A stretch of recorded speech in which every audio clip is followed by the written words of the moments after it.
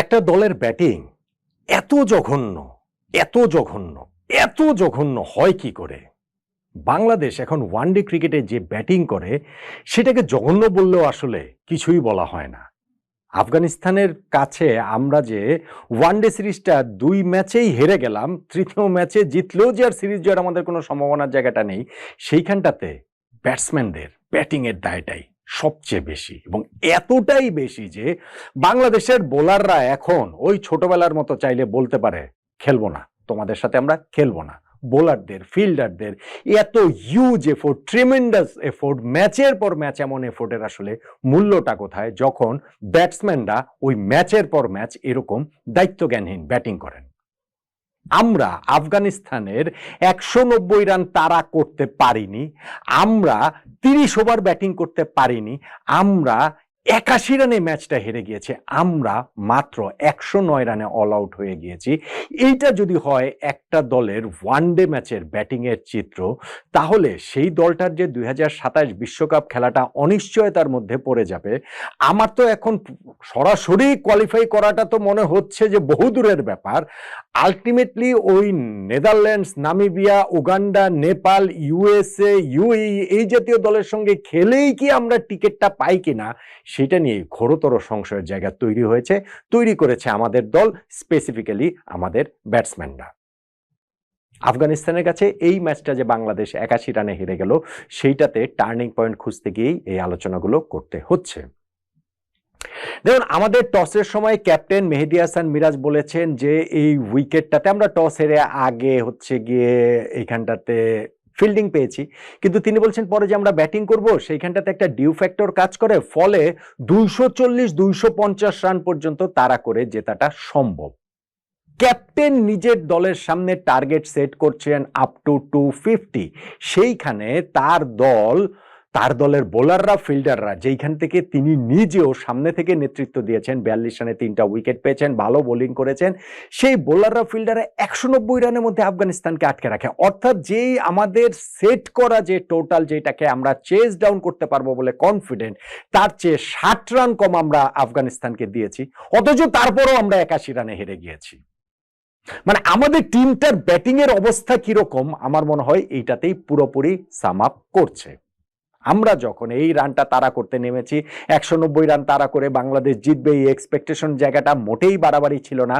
তবে পাওয়ার প্লের মধ্যেই আমরা ৩-৩টা উইকেট হারিয়ে ফেলি, এবং পাওয়ার প্লে জাস্ট শেষ হওয়ার পরপরই যখন আমরা ক্যাপ্টেন মেহেদী হাসান মিরাজের উইকেট হারিয়ে ফেললাম, যিনি নিজে আউট হলেন এবং একটা রিভিউ নষ্ট করে তিনি আউট হয়ে গেলেন, লাস্টে গিয়ে এটা ম্যাটার করেনি, কিন্তু আমাদের ক্রিকেটারদের ক্ষেত্রে এটা একটা নর্ম দেখছি যে ক্যাপ্টেন থাকলে রিভিউটা তার জন্য একেবারে প্রাপ্য হয়ে যায়, এবং আমাদের সিনিয়র ক্রিকেটারদের জন্য, উপরের দিকের ক্রিকেটারদের জন্য সেইটা একরকম ধরাবাঁধা প্রাপ্যই হয়ে যায়।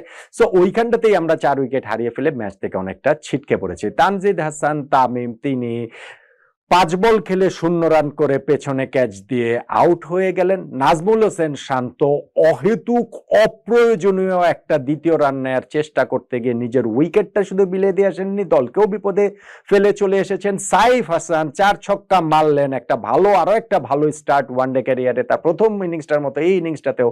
তারপরে নিজের উইকেটটা তিনিও অহেতুক বিলিয়ে দিয়ে আসলেন আপার কাট করতে গিয়ে থার্ড ম্যান বাউন্ডারিতে ক্যাচ দিয়ে, এবং মেহেদী হাসান মিরাজ তিনি যখন এলবিডব্লিউ হয়ে গেলেন, বাংলাদেশের ৫০ রানে ৪ উইকেট পড়ে গেল, এবং সেই ৪ উইকেটের মধ্যে আজমতুল্লাহ ওমরজাই তার ওই ওপেনিং স্পেলটাতেই তিনি ৩-৩টা উইকেট তুলে নিয়েছেন, ৭ ওভারের টানা যে স্পেলটা তিনি করেছেন, এবং আরেকটা উইকেট আমরা তাদেরকে গিফট করেছি, নাজমুল হোসেন শান্তর উইকেটটা।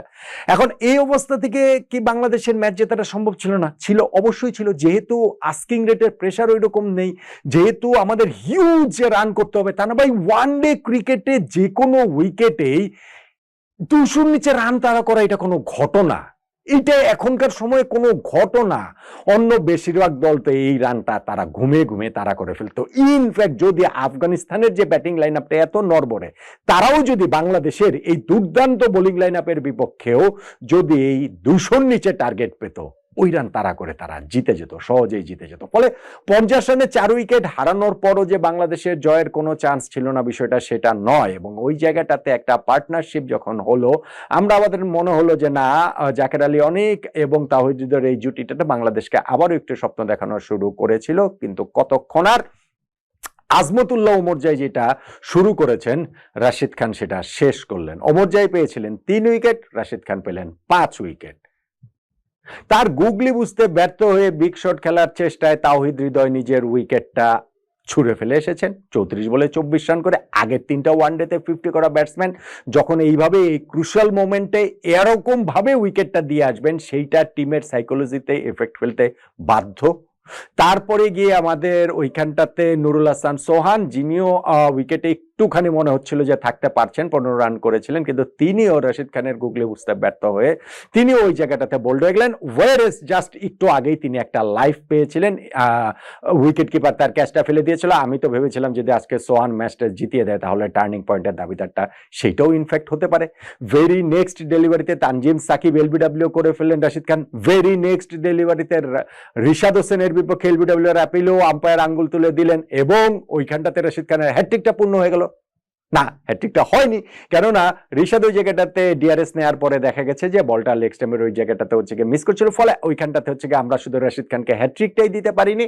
কিন্তু রশিদ খান তারপরে আরো হচ্ছে গিয়ে যেটা বললাম যে 5 উইকেটে সহ জাকের আলী অনেক, আমাদের আরেক ব্যাটসম্যান যিনি এই উইকেটটাতে অনেকক্ষণ ধরে ছিলেন, 43 বলে 18 রান করেছেন এবং তারপরে শর্ট কাভারে তিনি যেভাবে ক্যাচ তুলে দিয়ে এসেছেন, এইটা ভাই ক্লাস 4-5 এর বাচ্চাদেরকে ফিল্ডিং প্র্যাকটিসের সময় কোচ এইভাবে ক্যাচিং প্র্যাকটিস করায়, এইভাবে আসলে শেখায় যে জঘন্যভাবে হচ্ছে গিয়ে জাকের আলী অনেক তিনি আউট হলেন। ফলে বাংলাদেশ এই জায়গাটাতে আমরা মাত্র 109 রানে অল আউট হয়ে 81 রানের বিশাল ব্যবধানে ম্যাচটা হেরে গেলাম, যেই ম্যাচটা বাংলাদেশের জেতার কথা ছিল। ব্যাটিং ইনিংসটা যখন আমরা শুরু করেছি তখন জয়ের চান্স বাংলাদেশের 80% 90% বলে আমরা অনেকেই ভেবেছিলাম।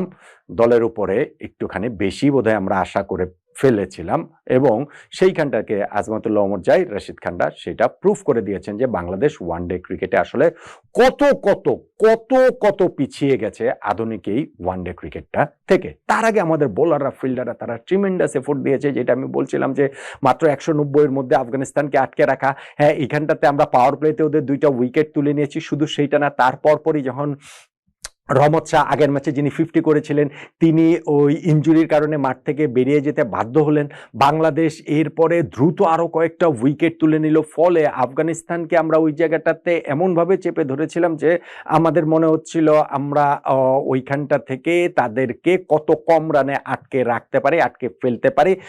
ইব্রাহিম জাদরান একটা সাইড আগলে ধরে তিনি ছিলেন এবং 95 রানের একটা ইনিংস তিনি খেলেছিলেন, যদিও 60 রানের সময় তিনি একবার বেঁচে গিয়েছিলেন আম্পায়ার্স কলে, মানে রিশাদ হোসেনের ওই বলটাতে গুগলিটাতে তিনি রিড করতে ব্যর্থ হয়েছিলেন। যদি আম্পায়ার তাকে আউট দিতেন তিনি আউট হয়ে যেতেন, কিন্তু সেটা হয়নি, যেই কারণে তিনি একটা সাইড আগলে রেখে পুরো ইনিংসটা অ্যাঙ্কর করতে পেরেছেন। মিরাজের বলে তিনি যখন আউট হন তখন সেঞ্চুরি থেকে তিনি মাত্র 5 রান দূরে ছিলেন। তো ওইখানটা থেকেও তাদেরকে আমরা যখন লাস্টে গিয়ে আবার এই রহমত শাহ ব্যাটিং এ তিনি নেমেছিলেন, কিন্তু 1 বলের বেশি সার্ভাইভ করতে পারেননি এবং ওই জায়গাটাতে তার ওই ইনজুরিটাকে খুবই আসলে খারাপই দেখাচ্ছিল, যেই কারণে বাংলাদেশের এইখানটাতে এই রহমত শাহ ইনজুরি জনিত একটুখানি লাক আমাদের সঙ্গে ছিল। তারপর আমাদের বোলারদের এফোর্টটাকে খাটো করে দেখার উপায় নাই। আপনি রিশাদ এই ম্যাচে কামব্যাক করেছে, কি দুর্দান্ত বোলিং করে 2টা উইকেট তিনি নিয়েছেন। মুস্তাফিজ উইকেট না পেলেও ভালো বোলিং করেছেন। মিরাজ তো 3 উইকেটই তিনি তুলে নিয়েছেন।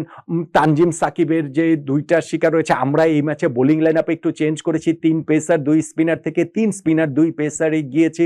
তানভীরও ভালো বোলিং করেছেন। সো সব মিলিয়ে আমাদের বোলারদের, আমাদের ফিল্ডারদের এফোর্ট টপ ক্লাস ছিল। ওই যে দৌড়ে এসে বাউন্ডারি রোড থেকে ডিরেক্ট থ্রোতে তানজিম সাকিব একটা তো আউটও করে দিলেন, রান আউট। সো আমাদের বোলার ফিল্ডারদের কাঠগড়ে দাঁড় করানোর উপায় নেই। যেই ম্যাচে ক্যাপ্টেন বলেন যে 240 250 তারা করা সম্ভব, তার বোলার ফিল্ডাররা তারই নেতৃত্বে সেইটা আরো 60 রান কমে 190 রানে আটকে রাখতে পারে আফগানিস্তানকে। সেইখানটাতে আমাদের ব্যাটসম্যানরা কি কারণে 81 রানে ম্যাচ হেরে যাবেন, এটা একটা অবিশ্বাস্য ব্যাপার। এবং বাংলাদেশের যে ওয়ানডে ক্রিকেটে আমরা যে আসলে ক্রমশ কতটা পিছিয়ে যাচ্ছি তার একটা আসলে প্রামাণ্য চিত্র হয়ে এই ম্যাচটা থাকবে বলেই আমার কাছে মনে হচ্ছে। আফগানিস্তানের তুলনায় আমরা আসলে এখন কোনো দলই না।